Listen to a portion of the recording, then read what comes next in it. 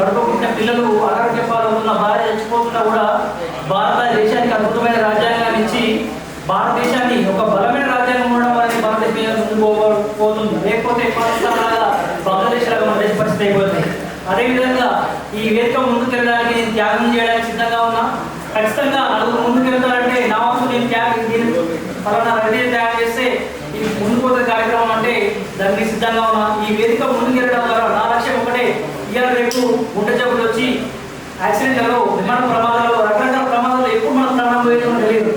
కాబట్టి మన ప్రాణం పోయే రేపు మనం ఏం చేయగలుగుతాం, ఈ సమాజానికి ఏం చేయగలుగుతాం, మనం ఏం చేయగలుగుతాం అనే ఒక ఉద్దేశంతో రాజకీయాలకు రావడం జరిగింది.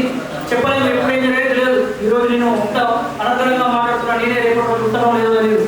కాబట్టి మనం ఉన్నది రోజులు మనం సమాజానికి ఏమి ఇవ్వగలుగుతున్నాం, మనం ఏం చేయగలుగుతాం అనేది చేయడానికి సిద్ధంగా ఉన్నాం.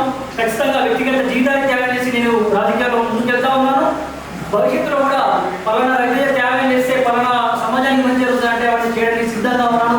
ఈ వేదికలు ఇదే విధంగా మీ అందరి సహకారంతో, మీ అందరూ ఇంత సహకారం చేపట్టి పెద్దలు రామకుమార్ అన్న రావడం నేను చాలా అదృష్టంగా ఫీల్ అవుతున్నా.